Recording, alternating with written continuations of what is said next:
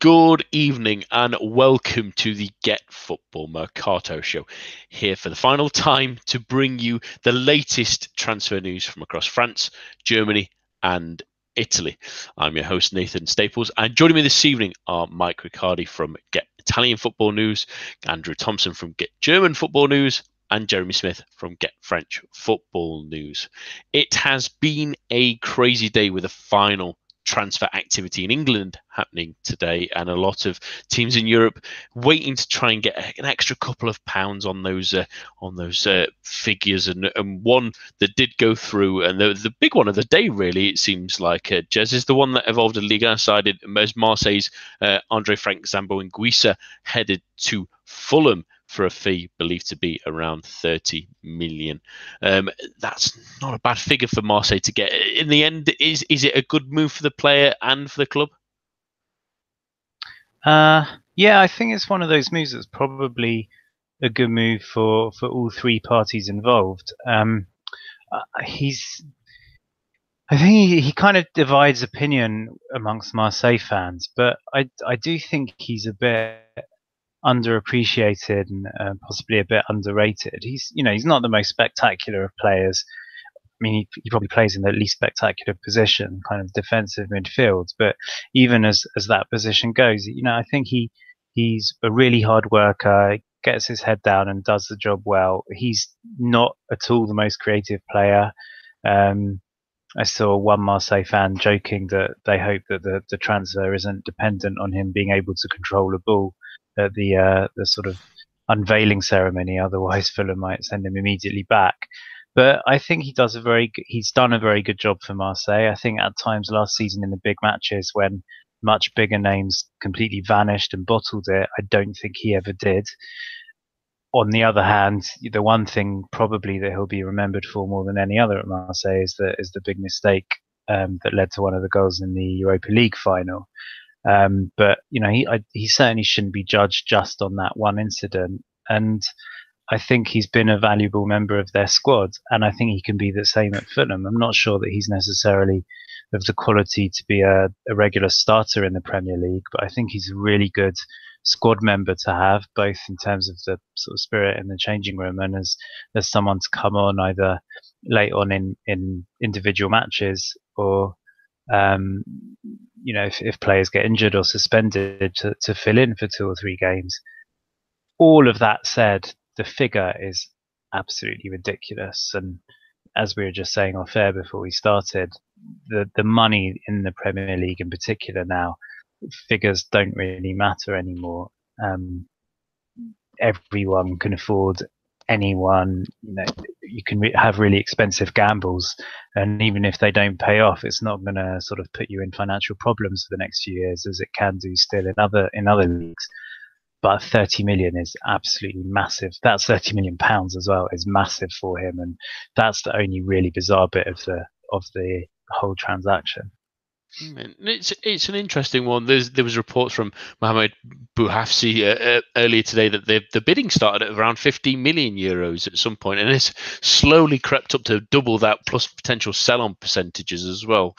Given that Fulham do struggle in the Premier League and do go down, that may come into play. They needed an extension because it looked like neither club wanted to pay a 5% sell-on fee to his previous side as well, where Marseille bought him for 500k. But at the end of the day, that we know that Fulham are getting a decent player, a good box-to-box midfielder that can really add to their talent level in the Premier League. But from a Marseille perspective, Jez, 30 million euros at this time, for them still about 3 weeks of the window to go, still chasing the likes of Mario Balotelli. I'm sure Mino Raiola will be delighted that they've got that 30 million through the door. But it's a massive boost for them in this final leg of the transfer window, at least for Europe, for them to go out and improve their squad to chase for that second place. For them, I mean, the preview show on Sunday, and just generally sort of looking at how the Marseille will want to. They see the same position that they were looking to strengthen in centre forwards. generally decent, come to the most expensive of all positions. Even if Liverpool and Chelsea might argue it's goalkeepers apparently now, but the Balotelli is the one that they've obviously had their eyes on the whole time, and as you said, it hasn't happened, and I think that might be Diola playing silly buggers with more than anything else, but certainly with an extra 30 million in their pocket, Marseille have much more, firstly more secondly, if it comes down to it, more money that they can spend if need be, which surely they weren't expecting a couple of days ago.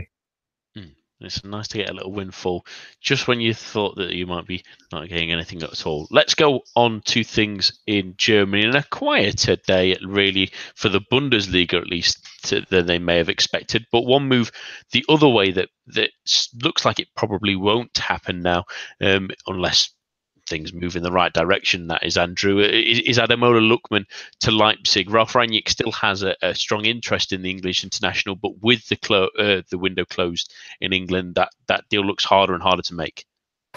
Yeah, it will be. It's I think it's usual to come down to money. I mean, in Germany, the young players, despite their ability, they're not. The young player premium isn't as high. So, simply put, RB Leipzig value Lookman a little bit lower than Everton. Everton want 33 million euro, I think it is, and I think RB won't go past 25. So it'll simply come down to that. In terms of how well he did, he fit in at Leipzig last season. He did quite well when he was there on his own spell. Breanna seems to be at least pretty adamant that he wants to bring him in. He said, anyone who knows me knows that I'm not going to settle for a no soon enough. So, there'll be more developments moving forward for sure before the summer is out. Even if he doesn't end up going this summer window, I wouldn't be shocked if he maybe went in January, especially considering that Everton did bring in Richarlison this window as well. So there's direct competition between the two of them for that left-sided berth in the attack. So maybe all the more reason for Lookman to maybe move on, given that business. Yeah, that's the interesting one, and this is that despite the reports saying that it looks like their interest will sort of have to stall because of that money difference. Supposedly, RB Leipzig are only willing to go up to around about 22, 23 million is their current kind of offer, and while Everton are wanting at least 33 million euros, well, probably to try and recoup some of the amount they've spent on the likes of Richarlison and others this summer. I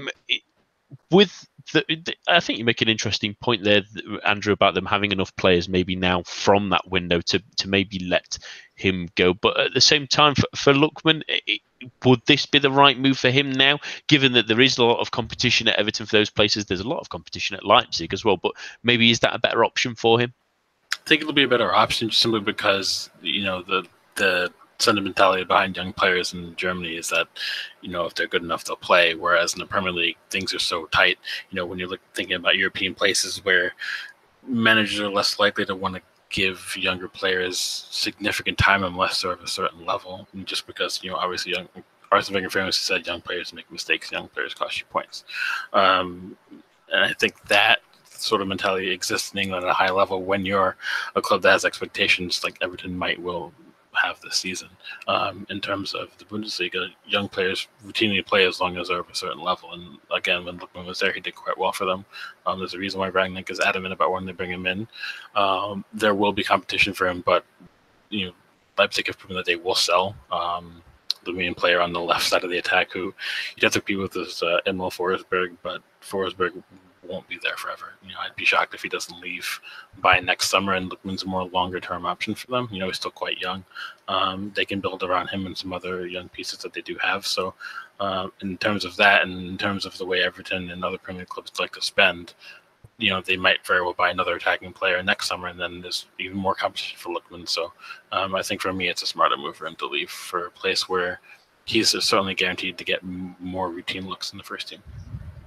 And that was sort of evident last season, wasn't it? That he did get more of a chance, which is why Everton maybe are looking at trying to keep him. Maybe they might do something with him. I do hope he gets some game time, regardless of where he is. On to things in Serie A, and one player who has joined the Premier League this evening is Carlos Sanchez, who's joined West Ham, having been at Fiorentina. Mike, obviously he's had spent the last 6 months in La Liga, but how has the Colombian's time in Italy been since he joined back in 2016? So, over the latter part of the year, Carlos Sanchez has fallen out of favor with La Viola. And then, like you said, he spent the last 6 months since January on loan at Espanyol. So really, it's been time for Sanchez to move on from Fiorentina. It didn't look like he was going to be playing much this season with all the transfer signings and departures from Fiorentina. And West Ham is getting a versatile defensive midfielder who, even though he is getting up there in age, I think can add to the team. I think can be a squad player. It'll be tough to see if he gets in there right away, especially with the season starting this weekend. And you have players like Mark Noble and Jack Wilshere already in the midfield. But I think, over time he'll work his way into the lineup, be a rotation player. And it's the 9th signing for Manuel Pellegrini at West Ham. So obviously they're trying to make some noise themselves. Yeah, and a couple have been brought from Italy, obviously Felipe Anderson earlier in this window, but focusing again on the man, he obviously has spent time in England previously with Aston Villa, so it won't be too crazy to think he might acclimatise quickly, but there has been an incredible amount of time between then and now. There's also the fact that he didn't have the greatest of World Cups, hence why maybe other teams weren't quite in for him. Is he good enough still to play at a Premier League level consistently, or do you feel like we mentioned possibly that he feels more like he will be a squad player and someone that West Ham can rely to maybe if they're battling on more than one front to help add some depth to this team? Mm-hmm. I mean, he's 32 years old now, so especially when you have somebody in the midfield at that age, you can't expect the level of play maybe to be what it once was when he was back in the Premier League a few years back. But I think, he's still pretty versatile. And I think, obviously, they are going with depth with the 9 signings this summer. So I think that's where he'll be. I think he definitely will get some time, but I would be surprised if he was in the starting lineup routinely, especially in the earlier parts of the season.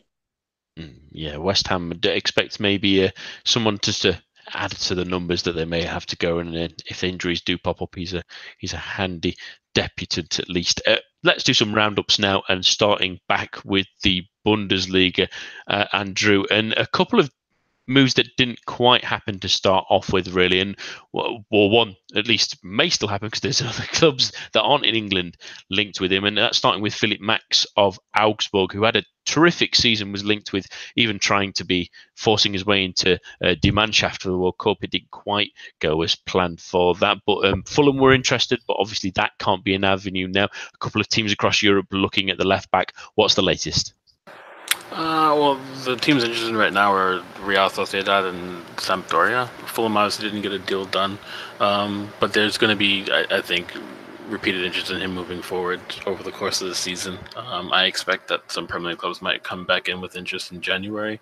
I think the only problem with Max is he's a very specific case in terms of left back. I think he's very forward thinking, and that's one of the main reasons why he didn't get into Germany's World Cup squad.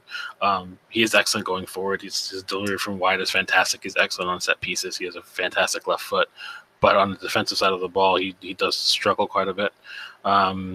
So, I mean, I think the club will suit him if that's what a club wants out of a left back. If you're a defense first thinking sort of manager, it wouldn't necessarily work out. But, obviously this time to develop. He's only 24. He does offer quite a bit for you if you're trying to play attacking football in any sort of way. So I don't think it'll be Augsburg forever. They're not a club who can typically hold on to any player of note that they do have. I'm just kind of surprised he didn't find a new club this summer, but I'd be even more surprised if he was there come next season.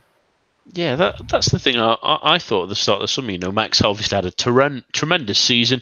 Obviously had a bucket load of assists as well that helped his cause. And looking at the clubs interested in him, like, Sociedad, who obviously lost Odriozola to Real Madrid this summer, their left back, so he could quite easily fit in there. But are you surprised that some bigger teams aren't looking at him, given that he is a more attacking left back, so would suit some of the teams that play more attacking football and have more possession? Also, anyone who's playing a back three, he would be an excellent wing back option for someone. Is it interesting that no one else has, especially, and again, he's only 24, so he's still got plenty of time left in those legs. Is it surprising that there aren't bigger names linked with him? I think it's surprising to a certain extent, but again, he's not as balanced as maybe you would like. For example, I think he was briefly linked with Manchester City, but they're full to the brim with left backs, but also their left backs that they have, can at least perform halfway decently on the defensive side of the ball. And I think that's going to be, if he doesn't get a move to a much bigger club, I think that might be the stumbling block, and just in terms of who he is as a player. But I do think, maybe at the very least that he might make a move inside the Bundesliga this summer as well. There's still time for that. And there are still clubs that do need a left-sided player. We mentioned Schalke yesterday and didn't get the deal for Dene Rose done, so maybe Schalke might come in for Max before the season starts or before the window closes. That's one thing we might be able to look out for moving forward. But again, Augsburg are never going to be a club who can hold on to players who come through with them, and whether it's through their system or but from a low buy that they found in the market somewhere else and kick on with them, they'll always lose their players. So again, I don't expect them to be there much longer, but I do think it is maybe a little surprising he didn't move on yet. But when you really look at the kind of player he is, maybe it's not too surprising. And wait and see if he does finally find that summer move. On to more news from Germany, and another one with a potential outgoing, not involving England for once this evening, and that's Robin Koch of Freiburg. The defender has been linked with a move to Sevilla, but however, the understanding, according to Kicker, is the 22-year-old would like to stay in Germany for a further year, at least under cushion strike, if he could. What do you think to a potential move? Would money in this scenario, again for a team like Freiburg, who are a little bit on the smaller side in Germany, would that convince them to sell the player even at this stage? Well, they're a little bit all right for money now, considering that Charles Soyuncu just left. They didn't get the 35 to 40 million they originally quoted Arsenal in the summer. 40 million is still a fair money amount that they would have let him go for. So I think they'll make do with that for now, and they're not necessarily forced to sell anymore. Particularly now that they just lost Soyuncu, I think they actually might want to keep him for a season, and that would obviously suit the desires of the player. He's still quite young. He does need to develop, and I think he had a fairly decent season for Freiburg last season. But jumping from Freiburg to Sevilla is massive in scope when you really think about it, and considering the business Sevilla did pull off, they got Joris Nagnan from Rennes, quite a good young center back. So you'd have to think maybe that wouldn't be the best option for him either. Simon Kjaer is still there. Sergei Gomes just came into the club. So there are options, at the moment for Pablo Martin. So I wouldn't necessarily think that it would be the smartest move for him currently. But I do think he's good enough moving forward in the next year or two to probably look at a club maybe one step up for sure. I wouldn't be surprised if he does move on eventually. And an interesting point, I suppose you can learn plenty from Simon Kjaer if you were to head there at least, and with Nyanyonya as well. There's plenty of youth into that team that might be quite interesting, at least anyway, if they do come back into it. We're finished tonight with news that we've brought you most nights really this week, and it's Jerome Boateng. He's obviously not heading to Manchester anymore, even though there was umming and ahhings from different places thinking that he was going, he wasn't going. He was Mourinho's first choice. He'd already told Mourinho he wasn't going to come. That's not happening anymore. The focus now does completely turn to Paris Saint-Germain. What's the latest, Andrew? I mean, it's not much change from, I guess, the last time we talked about it. Bayern is still okay with selling. Niko Kovac does still want to keep him. But I think what it boils down to, according to Kicker, is that it'll come down to two things. One, if he can solve financial fair play, and if they want to pay the $50 million that Bayern require. If those things can happen, then he'll most likely move. And it's an interesting one because there's also reports coming out from potentially from Kovac that he's just as happy to keep him at the club. Does that seem that like the plan now, that unless Paris Saint-Germain can stump up the cash that they're looking for, that he'll remain at the Allianz Arena this season? I don't think Kovac was ever the one to want to sell him. I think that was more coming up from upstairs. Obviously, him coming out and publicly saying he wants to keep him should really dispel any notion that the manager was trying to force him out and that he wasn't in his plans. Despite his regression, maybe over the last year or two, Boateng still has that experience that you want at a top-level club, and obviously it'll help Kovac transition to his first year in a much bigger job with a bigger scope. But again, considering he has regressed and considering that Nicolas Sula did have such a great first season with them last year, eventually either he or Mats Hummels is going to be fully displaced from first choice selection. So you'd have to expect that, maybe Boateng would be the one to leave, considering he was always a little bit outside of maybe how Bayern want players to be, so to speak. So again, if it doesn't happen this summer, it's one of those things again where maybe it'll happen next summer, perhaps in January. But he is the kind of player that PSG seem to be looking at these days. So big in profile, will help build their brand. Does have experience, maybe will help them kick on with Champions League. So I think it's a match made in heaven, to say, for both. But again, we'll see if they want to pay and if they can afford to. That's going to be the FFP rulings are going to maybe restrict Paris in the end, but we'll wait and see if they can finally stump up the money, should other players at least go as well. On to Italy now, and some moves for AC Milan. Obviously, the Niko Kalinic one has gone through now, Mike, and obviously there also seems like there may be a push to still get Andre Silva out the door. What do you think to Kalinic moving on, and also looking towards Silva maybe heading on to a loan move as well? Sure. So obviously Milan last year, between their three strikers, Petr Cutrone, Nikola Kalinic, and Andre Silva, was just abysmal. I mean, it was bright for Petr Cutrone only being 19 and 20 years old, but Kalinic and Silva were a bitter disappointment. And now with Higuain coming in, there's just no room for them in the squad. With financial fair play issues, they really need to offload these guys and get some money for them. So initial reports had Kalinic going to Atletico for 15 million euro. Now the reports are saying that's an undisclosed fee, although I would be surprised if it was anything far off from that. But I think they will lose some money in that deal, which is understandable because he had a terrible season and they're eager to get rid of him so they'll get what they can take. And then as far as Andre Silva goes, originally it looked like he was going to be going on loan to Sevilla. However, the latest reports say that Sevilla have offered 20 million euro to AC Milan for Andre Silva, and he is keen to leave and return to Spain. He was previously at Porto. But it cost AC Milan 38 million euro last summer. So to sell him for 20 million is far off, and Milan does not agree with that financial evaluation. So I think there's still some distance to go between Sevilla and AC Milan before they finalize a deal for an outright buy. However, if they can't come, to a significant number, they may have to resort back to looking at a loan option. And that might be the struggle, really. It would be a real kick in the teeth for AC Milan to have to lose him for that level, having spent so much on him last summer. Another team that's looking to offload a couple of players, and not surprisingly, given how much they've spent, really, is Juventus. There was linking Storaro to potential moves to the Premier League. Obviously, that won't be happening now, but they're still pushing for him to be going through the exit door. Yeah, so it looked like, they might attempt a last-minute deal with Watford to send him on loan, but they only begun that yesterday, so with only one day to go, there's always a stretch. It was always a rush to get that done, but they do need to get rid of Stefano Storaro. He only made 7 starts last season, and with Emre Can coming in now, there really isn't room for him in that squad, and he's not going to get playing time.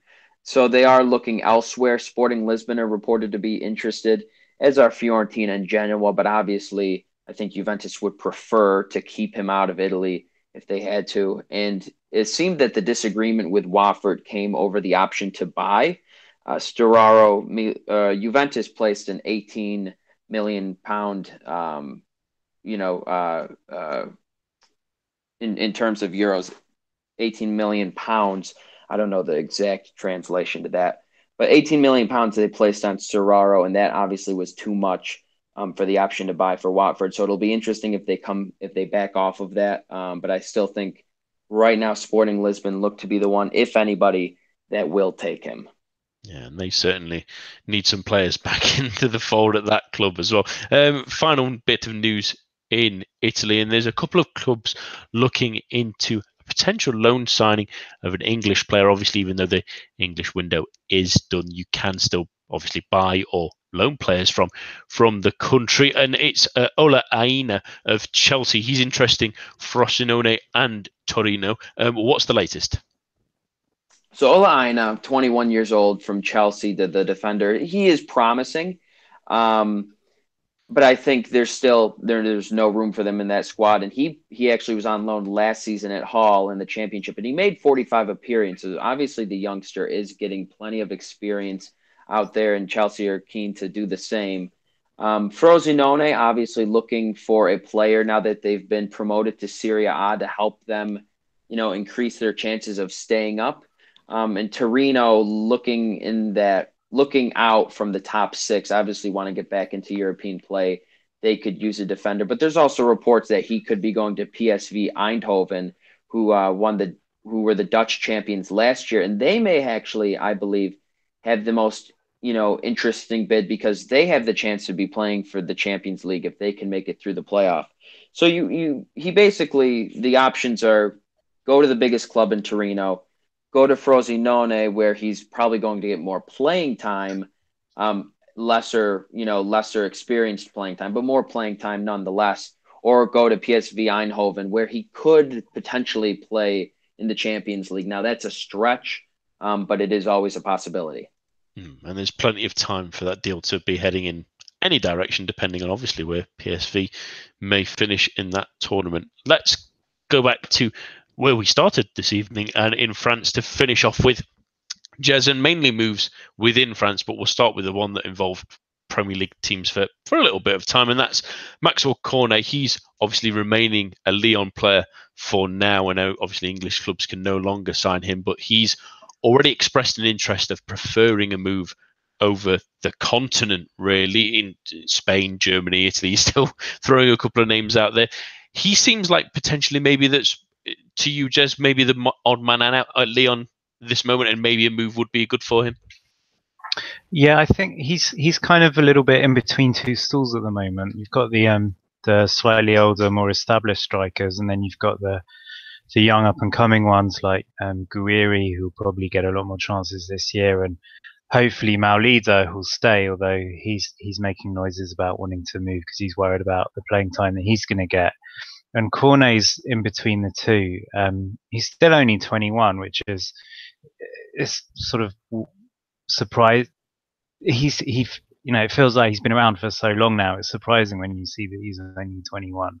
But it feels already like maybe it's time to move. He's never really clicked at Lyon. He certainly has never really got the fans behind him. And no one's ever disputed that he's got the talent, he's got the speed, the skills, the finishing ability, but doesn't really show it consistently enough. And possibly it's just a case of finding the right club where he'll sort of feel settled, feel wanted. And then I think, he's one of those confidence players. If he does feel that everyone's sort of rooting for him, I think he could, I wouldn't say explode, I wouldn't say turn into suddenly a great player, but I think he could be doing a lot better than he is at the moment. And I think he probably needs to move away from Lyon to do that.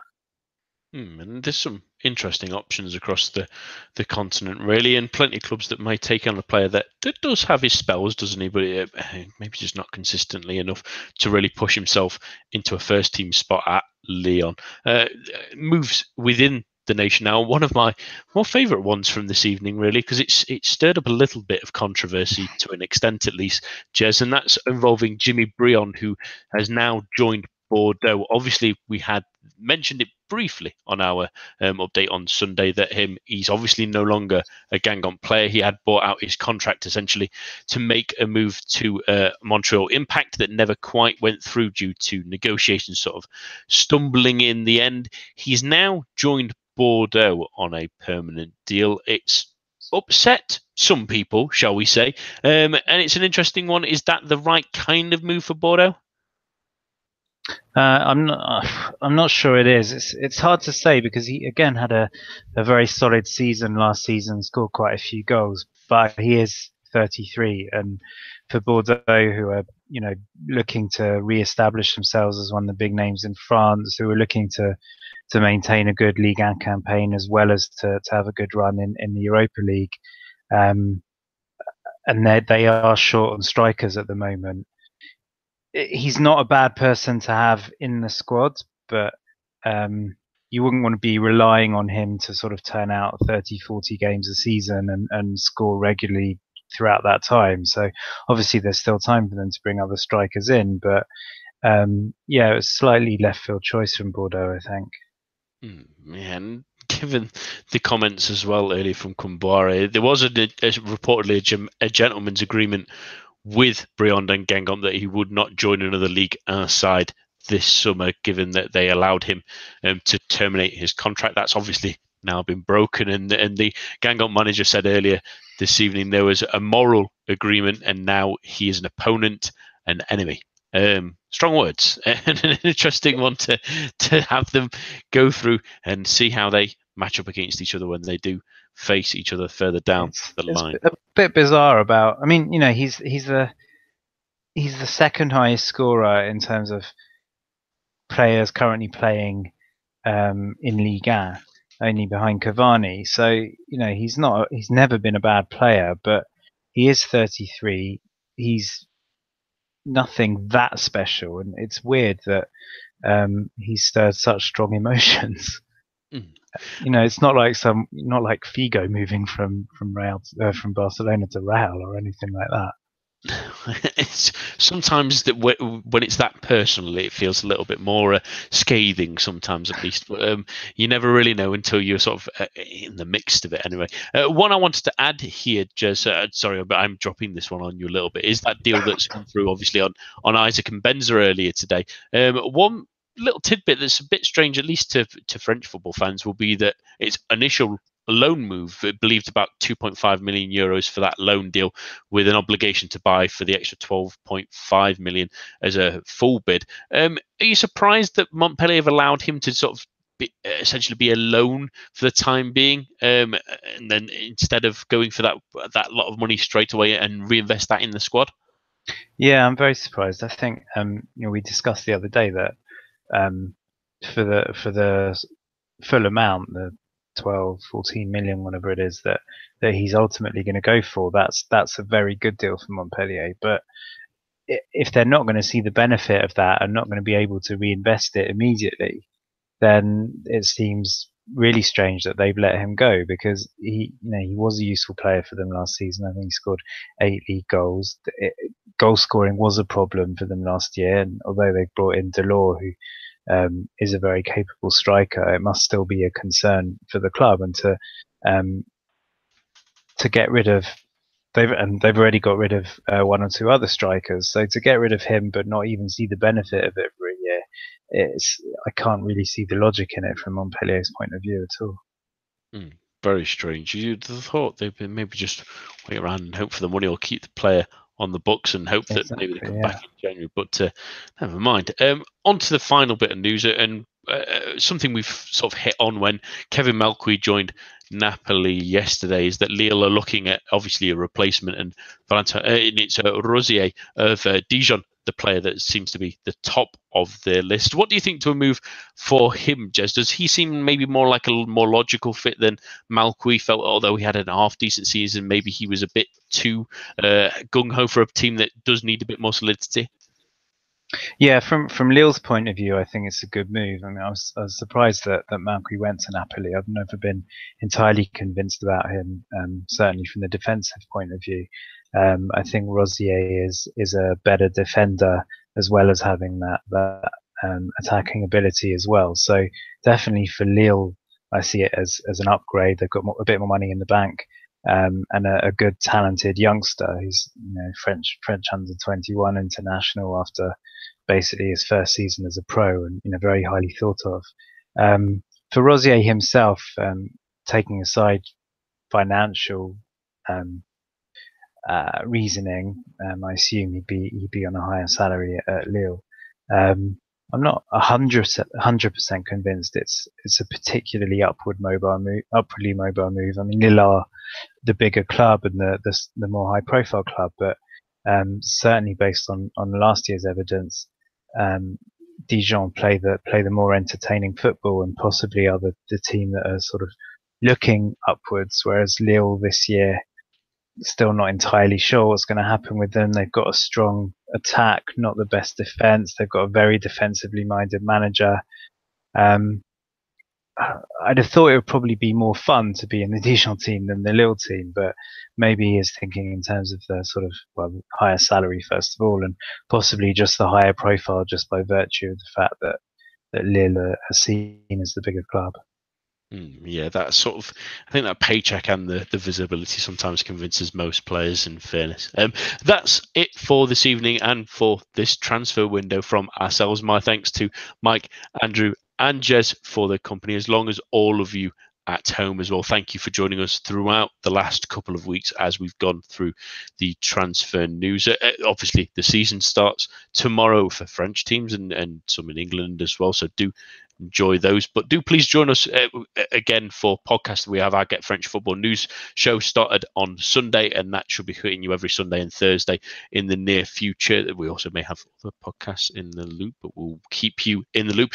For any more transfer news with the European ones, do keep an eye on all our Twitter feeds for Get Italian Football News, Get German Football News, and Get French Football News. But please do enjoy the rest of your summer and look forward to the football that's coming ahead. Good night.